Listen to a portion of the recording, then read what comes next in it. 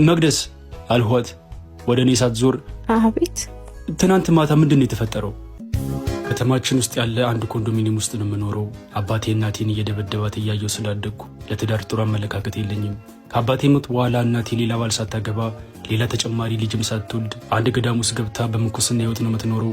እኔም አንድ ቢሮ ውስጥ ተቀጥሬ እየሰራው ዓለማዊ ህይወቴን ለማሸነፍ እታገላለሁ። ቅርብ ጊዜ የገቡ ባልና ሚስት ጎረቤቶች አሉኝ። ፍቅራቸው ያስቀናል። ባያቸው ቁጥር አቤት የሚወሉት ልጅ ታድሎ የእናትም የአባትን ፍቅር አግኝቶ ነው የሚያድገው። ምን አለ የኔም አባት እናቴን እንደዚህ ቢወዳት ኖሮ እያልኩ ቀናለሁ።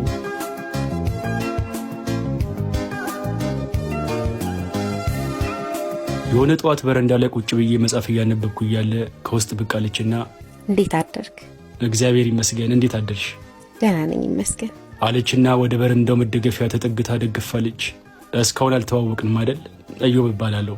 ፈገግ ብላ መቅደስ፣ እንዴት ነው ሰፈሩን ቤቱን እየለመድሽ ነው? ከእናትና አባት ቤት ወጥቶ መኖር ትንሽ ይከብዳል። አንቺማ እናት የሆነ ባል ያለሽ ለትንሽ ጊዜ ነው፣ አይዞሽ ትለምጂዋለሽ። አንተስ አላገባህም? እኔ እንኳን ማገባ አይመስለኝም። ለምን? ብዙ ምክንያቶች አሉኝ። ካገባህ ግን ለሚስትህ ጥሩ ባል ሆነላት። እሺ፣ ጥሩ ባል ካልሆን እንዳልከው ባታገባ ነው የሚሻለው። በል በቃ አልግባ፣ መልካም ንባብ አለችኝና ወደ ውስጥ ገባች።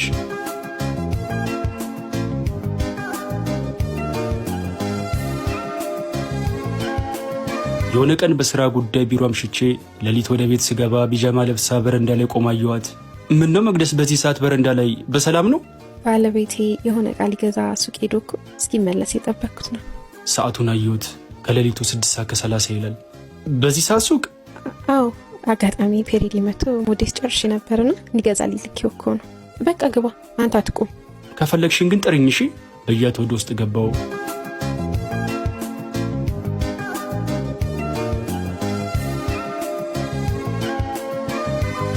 ጠዋት ስራ ሊሄድ የቤቴን በር እየቆለፍኩ ባሏ ወደ ቤት እየገባ መተላለፊያው ላይ ተገናኘን። ደህና አደርክ ብሎኝ ያለፈና የቤቱን በር ከማንኳኳት አልፎ በእጁ መደብደብ ጀመረ። የአፉ ጠረንና አጠቃላይ ሁኔታው ሲጠጣ እንዳደረና እንደነጋበት ያስታውቃል። መቅደስ ሌሊት በረንዳ ላይ ቆማ ሳገኛት የሆነ ቃል ገዛ ሱቅ ሄዶ እስኪመለስ የጠበቅኩት ነው ያለችኝ ውሸት እንደነበረ ገባኝ።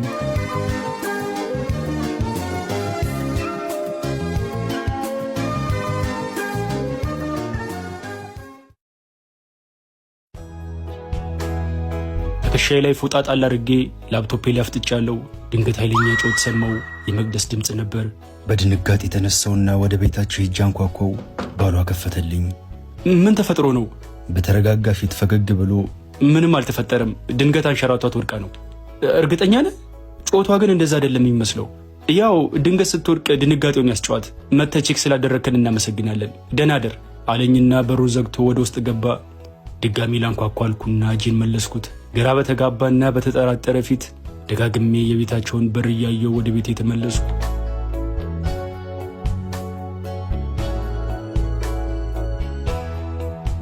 ስራ የሌለኝ ቀን ሁሌ እንደማደርገው በረንዳ ላይ ቁጭ ብዬ መጽሐፍ እያነበብኩ ነው። መቅደስ ድንገት ከቤት ወጣች። አፍና አፍንጫዋን በማስክ ሸፍናለች።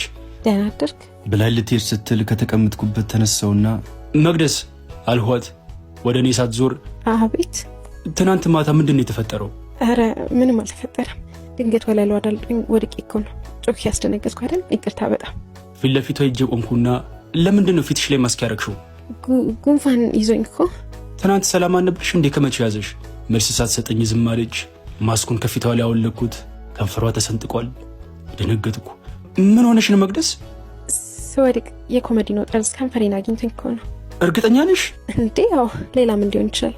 በቃ የምሄድበት ቦታ አለ፣ ቸኩያለሁ። ቻው ብላኝ በቆምኩበት ጥላኝ ሄደች።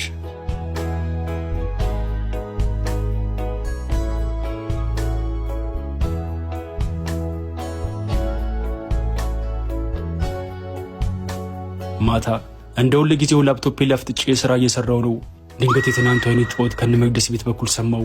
እንዴ ምንድን ነው ይሄ ነገር አልሁ በልቤ። እየተጣደፍኩ ወጣውና ቤታቸው ሄጄ አንኳኳው። ልክ እንደ ትናንቱ ባሏ ነበር በሩን የከፈተው።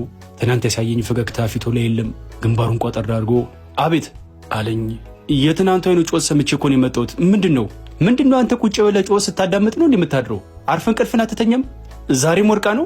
አዎ ወድቃ ነው። ወለሉ ስለሚያንሸራትት ሁልጊዜ ነው የምትወድቀው። ሌላም ጊዜ ጩኸት ልሰማ ስለምችል ደግመህ እንዳትመጣሽ እኔ ባለዋለሁ ብሎ በሩን በኃይል ዘግቶት ወደ ውስጥ ገባ። የአንዲት ምስኪንን ነፍስ ጩኸት በተደጋጋሚ እየሰሙ ዝም ብሎ መሄድ ማለት አረመኔነት ሆኖ ተሰማኝ። ደግሜ በሩን በኃይል አንኳኳው። ሁለቴ እንዳንኳኳው በሩን ከፈተው። ወገቡ ላይ ሽጉጥ ታጥቋል። ደነገጥኩ። ድጋሚ ኳንኳኳ። ከኔ ጋር ሰውን ከዚህ ጋር ነው የምታወራው። ተግባባን? በአዎንታ አንገቴን ነቀነቅሁለት። እንዲሄድ በንቀት በእጁ ምልክት ሰጠኝ።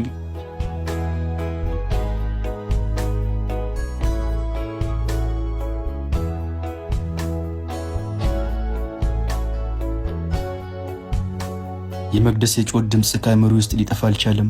በየሄድኩበት የተከተለ ያስጨንቀኛል። ጩኸቷን እንደ ጩኸት ብቻ ሳይሆን አድነኝ እንደሚል ቃል የምሰማው። እስከ መቼ ነው በዚህ ሁኔታ የምትቀጥለው? እኔስ እስከ መቼ ነው ምንም ማድረግ ሳልችል ጩኸቷን ብቻ እየሰማው የምቀጥለው? ከሐሳቤ ለመውጣት ስል ስልኬን ከኪስ ያወጣውና መነካካት ጀመርኩ። አንድ ሹፌር ጓደኛዬ የላክልኝን ቪዲዮ ከፈትኩት። በያንጎ ፕሮ ከፍተኛ ገቢን ያገኙ፣ ጥሪም ሳይቋረጥቦት በሳምንት እስከ 45,000 ብር ድረስ ቦነስ ይውሰዱ። ለመመዝገብ ቢሮ ድረስ መሄድ አይጠበቅቦት። ያንጎ ፕሮ መተግበሪያን በማውረድ በ5 ደቂቃ ውስጥ ተመዝግበው ስራ መጀመር ይችላሉ። ያንጎ ፕሮ። ጓደኛዬ ጋር ልደውልለት ስል ድንገት የቤቴ በር ተንኳኳ። ማን ነው? መልስ የለም። ማን ነው? አሁንም መልስ የለም። ተነስቼ ከፈቱ። አይኗ ብልዞ በር ላይ የቆመችው መቅደስ ነበረች።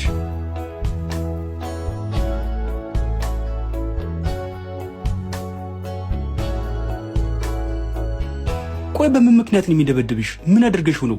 ደሞስ የፈለገ ነገር ብታረጊው በሰላም መለየት እያለ ዱላ ምን አመጣው? የግዷን ፈገግ ለማለት እየሞከረች አንዳንድ ሰዎች እኮ ምንም ሳታደርጋቸው ዝም ብለው ክፉ ይሆናሉ። በቃ ክፉ መሆን ሰውን ማሰቃየት ያስደስታቸዋል። ቆይ የማይወድሽ ከሆነ ለምን አይፈታሽም? ለምን ያሰቃይሻል? ከመጋባታችን በፊት እኮ በጣም ጥሩ ሰው ነበር። ከተጋባም በኋላ ነው ከመላክነት አንዴ ወደ ሰይጣንነት የተቀየረው። አሁንም ግን ለውጭ ሰው በጣም መልካም እንደሆነና በጣም እንደሚወደኝ ነው የሚያስመስለው። የሁሉም ክፉ ሰዎች መመሳሰል ገረመኝ።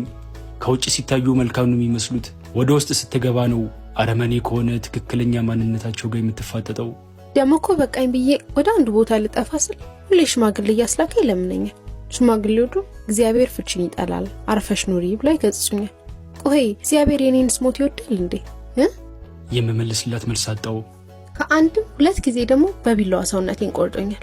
ለምን? ቆይ ታዲያ ቤተሰቦችሽ ቤት አትመለሽም? ትዳሯን ፈታ እናት አባቷ ቤት ተመልሳ ገባች ብሎ የሰፈር ሲያማናል ብለው አንቀበልም አሉኝ። ምን? ነገ ሞተሽ ሬሳሽን ከሚቀበሉ ዛሬ በህይወት እያለሽ ቢቀበሉሽ አይሻልም? ተበሳጨው። የሆነ ቀን ዱላው ሲበረታብኝ ከስሼው ነበር። 5 ቀን ታስሮ ተፈታ ብላ የለበጣ ሳቅሳቀች። አሳዘነችኝ። አይዞሽ በቃ እሺ፣ አይኔ እያየ ስትሞቺ ዝም ብዬ አልመለከትም። ትንሽ ቀን ብቻ ስጪኝ፣ የሆነ መፍትሄ እንፈልጋለን ብዬ ከተቀመጥኩበት ተነስቼ አቀፍኳት። ካለችበት የሲኦል ህይወት ላስመለጣት ለራሴ ቃል ገባው።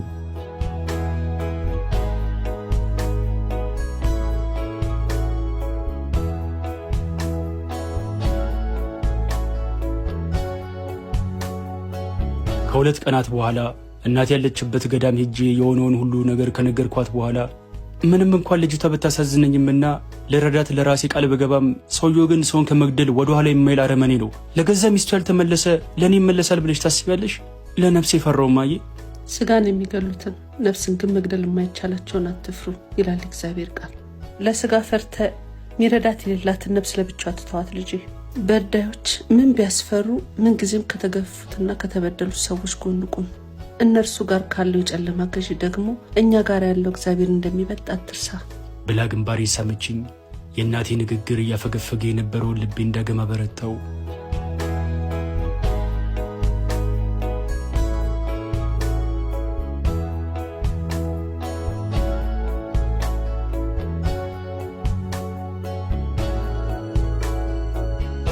ከ2 ቀናት በኋላ ቢሮ ሄጄ ከጠበቃ ጓደኛዬ ጋር እያወራው ነው።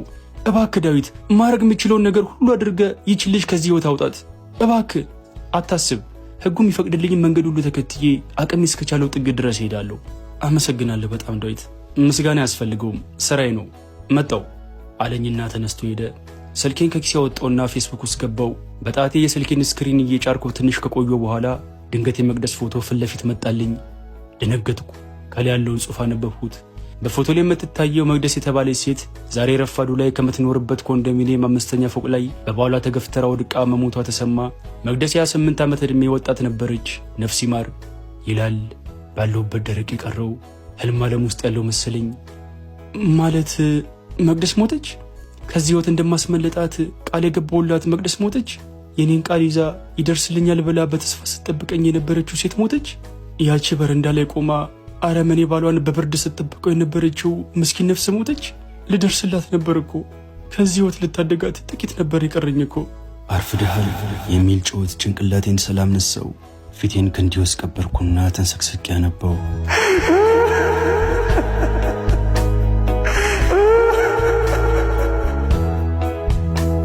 አይኔ እያየ ስትሞቺ ዝም ብዬ አልመለከትም። ትንሽ ቀን ብቻ ስጪኝ፣ ለሆነ መፍትሄ እንፈልጋለን።